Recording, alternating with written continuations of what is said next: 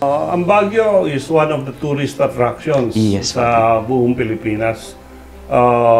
Automatic yan eh. Baguio talagang pinupuntahan ng tao ang bakasyonan. Ano naman ang magiging programa mo sa turismo para ma-enhance yung attraction ng Baguio as a tourist spot?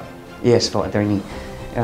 Napakagandang programa po din sa ating syudad kasi yung mga turista po natin, yung mga local tourists natin, minsan na naririnig ko na po, lalo na sa lowlands, minsan na hirapan na silang umakyat ng Baguio dahil po sa heavy traffic dito sa atin at saka medyo narurumihan na sila.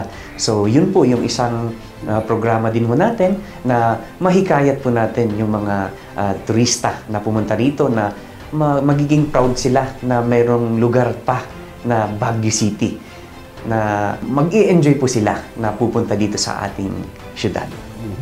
Sa kalusugan naman, ano ang plano mo to enhance health, wellness, and of course, yung ngayon na problema ng kabataan na sometimes leading to suicide.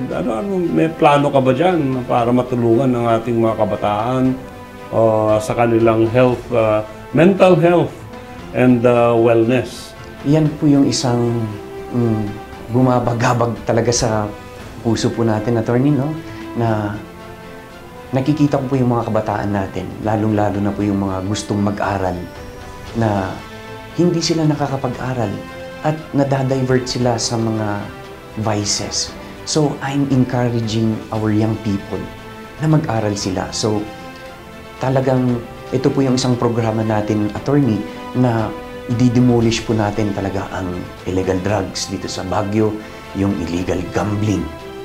Para sa ganun ma-encourage natin yung mga kabataan natin, yung mga kababayan natin, instead of doing the vices, why do yung sports? Sports. Opo. I-promote po natin. Ang dami pong mga kababayan natin, kagaya po dun sa mga MMA, ang dami po na sumisikat at madami talaga, hindi natin mabilang yung mga kababayan nating taga Baguio na maraming skills, no, attorney? Marami silang gifts, pero hindi kasi nagagabayan ng tama. So, magiging proud pa ang ating kababayan. Now, ang isang solusyon din po natin dyan sa health ng mga kababayan natin, mayroon po tayong program na ilalapit po natin sa mga barangay ang medical mission. So, nandyan po yung mga health centers natin. Tutulungan po natin, isusupport po natin yung mga health centers natin para sa ganun, mailapit sa mga barangay natin ang medical mission para sa mga kababayan po natin, attorney. Hindi lang pang-kampanya? Hindi lang po regular. Kasi ginagawa po natin yan dati, attorney. Oo nga. So, you belong to an NGO? Sa tulong po ng Panginoon, attorney, nagkaroon na po tayo ng foundation, which is masarap pong tumulong, attorney. Are you allowed to say the name of the foundation? Opo, attorney. Mark Andrew Directo Foundation po, yung ating foundation na nag-start po siya noong July 2015. Matagal na. Opo, matagal na. So, hindi fly-by-night? Opo, hindi pang-election lang.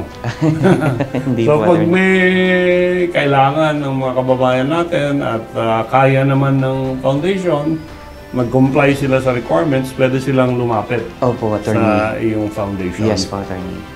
And what type of sports are you engaged in? Sa paglalaro po ng chess, attorney, at saka table tennis.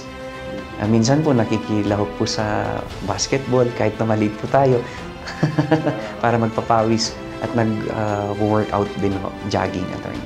So, do you belong to any church or congregation, and are you practicing it? Yes po, attorney. I belong to Free Believers in Christ Fellowship Incorporated, and church-goer po tayo, attorney. At the same time, tumutulong din po tayo sa mga church activities. Kaya, and what church or congregation do you belong to? I belong to Free Believers in Christ Fellowship Incorporated, and gusto ko rin pong batiin ng happy anniversary. Kasi this coming April 20, yan po yung anniversary ng church po namin sa Easter School. So, alam ko po yung mga kapatiran ko sa church na talagang nagpupursige rin po sila na ma-spread yung kabutihan ng Panginoon.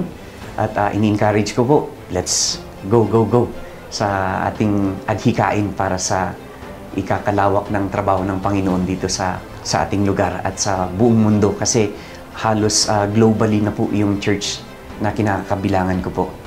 So, yan ho, ulitin ko po muli. Happy anniversary sa ating mga kapatiran sa church.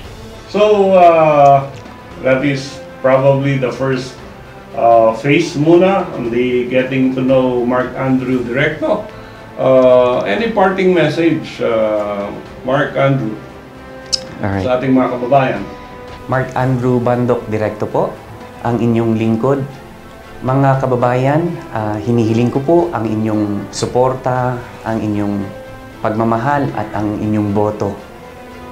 Bago man po ako, pero subukan niyo po at may mga solusyon sa mga problema natin dito sa ating syudad ng Baguio City. Direkto solusyon. Gawis ay Baguio. Maraming salamat, Mark Andrew Directo, for accepting our invitation para makilala ka naman ng ating mga botante sa Baguio. And we wish you luck in your endeavor. And of course, in our next episodes, we'll be talking to other candidates. We have previously invited and talked to Councilor Joe Molintas. So the rest probably, if his schedule permits, next time we'll be having former Congressman Nick Aliping dito sa Ikaw at ang Batas.